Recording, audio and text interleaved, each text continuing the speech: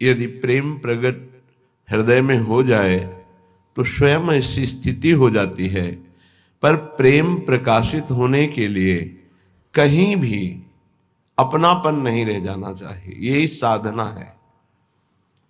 संपत्ति का बल, शरीर का बल, सुहृदजनों का बल, विद्या का बल, ये सब हमारे प्रभु के प्रेम में बाधक है। जब गुरु कृपा उदय होती तो इन बलों से हमारा आश्रय हट जाता है। अगर इनमें से कोई भी बल है तो प्रभु का दृढ़ आश्रय नहीं होगा तो प्रेम ही नहीं होगा। अपबल, तपबल और बाहुबल, चौथो बल है दाम। दाम माने धन। शूर किशोर कृपा ते हारे को हरिनाम।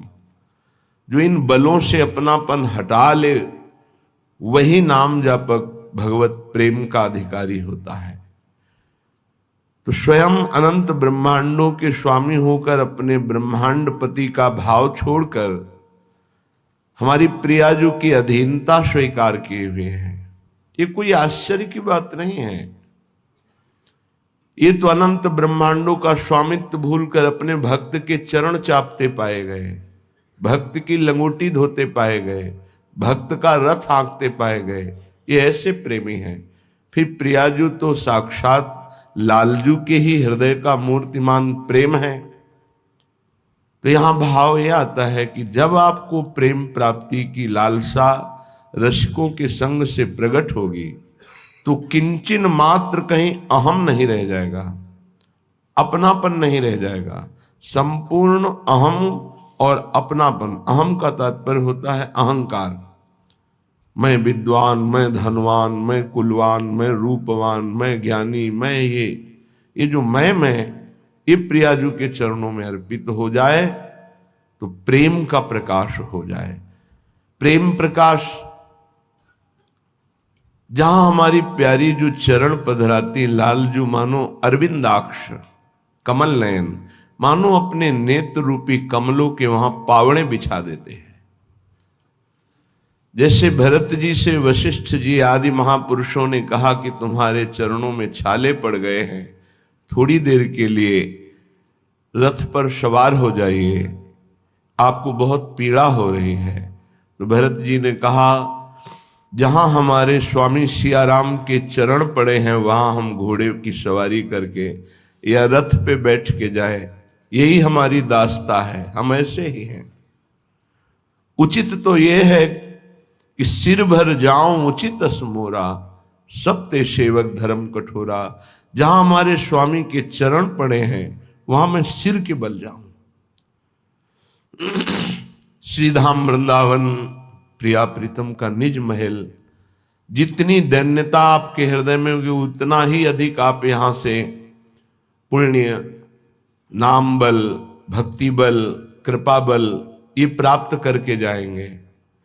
और यदि कोई भी अहंकार रखेंगे तो आपसे अपराध बन जाएगा और आप अपने सुकृत गंवा कर जाएंगे, अपराध लेकर जाएंगे।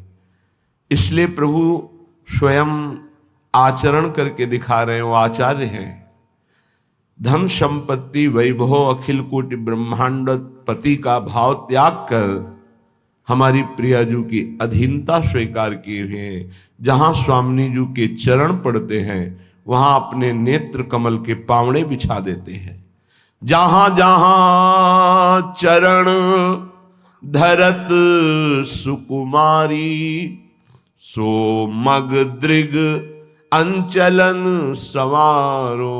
और जैसे कोई किसी के पधारने के लिए सोहनी लगाता है तो लालजू मानो अपने पलकों की सोहनी लगाकर नेत्रों के पावड़े बिछाकर स्वामिनी जू का स्वागत करते हैं, स्वामिनी जू का प्यार भरा पावड़े डालते हैं। ये भाव यहां हृदय का है। हमारा हृदय इतना वृंदावन में अहम रहित दैन्य हो तो बहुत जल्दी प्रेम प्रकाशित हो जाए।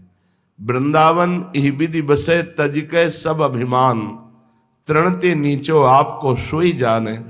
वही प्रिया प्रीतम के महान रहस्य को जान सकता है जो यहां अभिमान रहित होकर रह रहा, किसी भी तरह का कोई अभिमान नहीं। भक्त का तो अभिमान रहने भी नहीं देते प्रभु। मैं जितेंद्री, मैं ज्ञानी, मैं कुछ भी, मैं तो वो फिर घुटने के बल आएगा, गिरेगा एक बार और उसको अनुभव होगा, वो रोएगा कि मैं कुछ नहीं हूं, बस फिर उठ जाएगा। नामे भक्ता प्रणश्यति, भक्त का पतन तो नहीं होता पर पतन जैसा होता है अहंकार के कारण। अहम रहित धाम का यदि वास हो तो बहुत जल्दी यहां लाभ प्राप्त होता है, पर अहंकार बिना गुरुजनों की शरण में गए, उनकी आज्ञा में रहे, अहंकार नष्ट नहीं होता। यह संस्कृति का मूल चक्र है। देखो, अखिल कोटि ब्रह्मांड नायक हैं, भय दीन रस रसिक शिरोमणि, रंग मनोरथ करन विचारो, नेक प्रसन्न होई रति नागरी, बिच बिच मोतन करहि निहारो। इतने बड़े हैं प्रभु कि जो भी बड़ा होता है इनकी बड़ाई से होता है। वो दीन होकर प्रियाजू से याचना करते हैं प्रेम की, और कहते हैं कि आप कृपा करके, कृपा कोर करके हमारी तरफ देख लो बस। कैसी दैन्यता प्रभु में है। प्यारी जो से कहते हैं, नेक प्रसन्न होकर हमारी तरफ कृपा दृष्टि से देख लो। इनकी कृपा दृष्टि शिव ब्रह्मादि चाहते हैं। ये प्रभु अपने महत्व को भूलकर प्रियाजू के प्रति इतना दैन्य होकर तब रस की याचना करते हुए कहते हैं, मुझे रति प्रदान करो, प्रेम प्रदान करो, और कृपा कोर से कृपा कटाक्ष करते हुए हमारी तरफ देख लो। रुचि लिए भौहन भाई बिलोकत, एको पल रही सकत न न्यारो, हित ध्रुव हार श्रृंगार बनावत, याही ते बांको व्रत धारो। ये बांके बिहारी है तो इनका व्रत भी बांका है, निराला ही है, अद्भुत है। ये प्रियाजू की रुचि लेकर के चलते हैं। यहां भाव क्या दिखा रहे हैं? सेवक को अपने स्वामी की रुचि क्या है, इस समय रुख क्या है? मन मन की रुचि जान नेह विधि अनुसरें।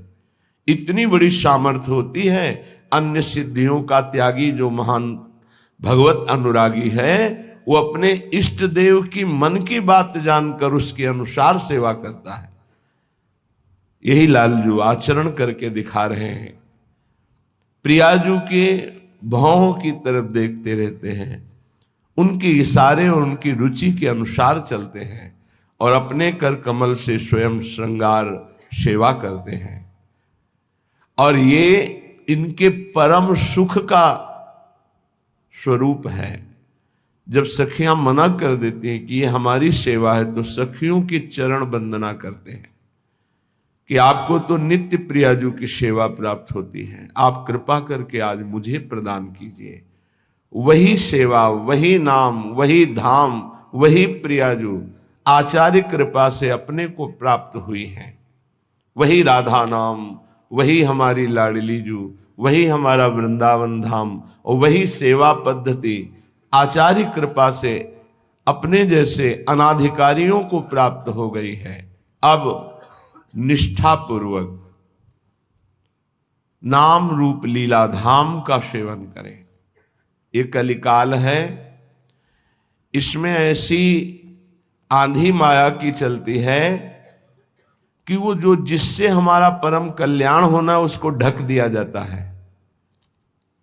वैसे इसे अज्ञान की आंधी कहते हैं, पर लोकवत दिखाई देता है ज्ञान, और जिससे हमें परम पद मिलता, भगवत प्राप्ति होती है, उसको ढक दिया जाता है और जहां हमें बार बार जन्म मरण का भटकाव ही मिले, ऐसे हमें साधनों में लगाया जाता है। यदि प्रभु का नाम जप नहीं है, प्रभु के रूप का ध्यान नहीं है, प्रभु की लीलाओं का गायन श्रवण नहीं है और प्रभु के प्रेमी जनों का संग नहीं है, धाम का, उनकी लीला भूमि का आसक्ति स्नेह हृदय में नहीं है, तो सब धोखा है, पक्का समझ लीजिए। खूब साधन पथ पे चल के आपको ये बात बता रहे हैं। निष्ठा, निष्ठा किसे कहते हैं? चाहे जितना भय या प्रलोभन हो, अपनी बात से ना डिगे, उसे निष्ठा कहते हैं। श्रीपाद कह रहे हैं वृंदावन की निष्ठा, गुरु निष्ठा, नाम निष्ठा, प्रभु के लीला गुण श्रवण की निष्ठा या सेवा निष्ठा, यही हमको प्रेम प्रदान करती है, जिसका शब्द याद रखो, निष्ठा। यहां हो सब रहा है, लेकिन निष्ठा किसी बिरले में होगी। निष्ठा, प्राण निकल जाए पर हमारी सेवा नहीं छूटेगी। अगर प्राण है तो सेवा होगी। अगर नाम चल रहा है तो प्राण चल रहे हैं, नाम छूटा तो प्राण छूटे, इसे नाम निष्ठा कहते हैं। गुरुदेव की सेवा है तो गुरुनिष्ठ जीवित है, गुरुदेव की सेवा नहीं तो गुरुनिष्ठ है ही नहीं, उसका अस्तित्व ही नहीं। कुछ महापुरुषों ने जो ही सुना कि महाप्रभु हरिवंश चंद्र जो अंतर ध्यान हुए, गुरु निष्ठावान, तो सुनते ही बस मुंह बगर गया, नेत्र खुले रह गए, प्राण निकल गए। कितने ऐसे महापुरुष। महाप्रभु चैतन्य देव विलीन हो गए श्री जगन्नाथ जी में, कितने महाभागवत तत्काल प्राण त्याग दिए। अपने गुरुदेव के प्रति ऐसी निष्ठा या नाम के प्रति निष्ठा या इष्ट देव के प्रति सेवा की निष्ठा, ये बड़ी दुर्लभ है। और निष्ठा प्राप्त हो गई तो अजित भगवान को जीत लिया। ये निष्ठा कैसे मानी जाएगी कि हमारे हृदय में आ रही है? लोकाः स्वच्छंद निंदाम विदधति यदि में किम ततो दीन दीनम। यदि हमारी लोक में निंदा हो रही है खूब स्वच्छंद रूप से, फिर भी हम अपनी भक्ति को न छोड़ें। ऐसा ना सोचे कि मेरी भक्ति में कोई त्रुटि है। क्या लोग हमारा उपहास करते हैं, हमारी निंदा करते हैं, हमारा अपमान करते हैं। सच्ची मानिएगा, निंदा, अपमान, तिरस्कार ये भगवान की प्राप्ति के लिए अत्यंत आवश्यक है। उसे शायद आप ना समझ पाएं कि तिरस्कार, अपमान और निंदा कैसे आवश्यक हो सकती है, क्योंकि जो हमारा शरीर राग है और अन्य भरोसे हैं, ये तभी नष्ट होते हैं जब ठोकर लगाई जाती है। अगर चिंतामणि ने धक्का मार करके बिल्व मंगल को बाहर न कर दिया होता घर से कि आज के बाद दोबारा हमारे सामने मत दिखाई देना, अत्यंत आसक्त, कोई प्यार करने वाला ही जानता है कि जहां से उसको प्रेम की दृढ़ आसक्ति हो गई, जब उसकी ठोकर लगती है, संसार नहीं जानता। उसका हृदय प्राणों का त्याग देना अच्छा समझता है, जीना अच्छा नहीं समझता। बिल्व मंगल जी जब कटु व्यवहार चिंतामणि का हुआ तो उनका राग ढीला हुआ। तिरस्कार, अपमान, धक्का लगा के बाहर निकालो इसको बाहर, और उनके प्रति प्राण समर्पित प्यार। जो सरल हृदय के होते हैं वो छल कपट का प्यार नहीं करते हैं, सीधा हृदय से प्यार करते हैं। और जो बौद्धिक स्तर के लोग होते हैं वो बुद्धिमानी से वो प्यार नहीं करते, वो अपनी वासनाओं की पूर्ति की बात सोचते हैं। जो सहृदय होते हैं वो आसक्त हो जाते हैं, और आसक्त चित्त का मोड़ होने के लिए अपमान, तिरस्कार बहुत जरूरी है। और जो बौद्धिक स्तर से भोगों का भोग भोगते रहते हैं, भगवान ही बचावे, क्योंकि सहृदय तो है नहीं, तो इनका अपमान भी होगा तो ये शांत होकर निकल जाएंगे और दूसरी जगह अपना भाव स्थापित करने की कोशिश करेंगे, क्योंकि उनको किसी से प्यार नहीं, उनको केवल वासनाओं का खेल खेलना होता है। अगर ठोकर लगी, तिरस्कार हुआ, घर में तो कोई रह नहीं गया था, संसार में थी तो कोई चिंतामणि, बस दूसरा नहीं। परिणामतः संत शरण, ये होती कृपा। संसार का ठुकराया हुआ जीव, फिर भगवान उस पर कृपा करते हैं और साधु समागम देते हैं। ऐसा चित्त प्रभु में लगाया, भूल गए चिंतामणि के आंतरिक वियोग को, क्योंकि परम चिंतामणि तो भगवान है, श्री कृष्णचंद्र जो। पर पूर्वाभ्यास फिर परेशान करता है। ऐसा नहीं कि भजन करने लगे तो वासना दब गई तो मिट नहीं गई, वो अंदर है। इसीलिए इस चरित्र से शिक्षा लेनी चाहिए। उपासक कभी अपने को ऐसा न समझे मैं विकार विजयी हो गया हूं।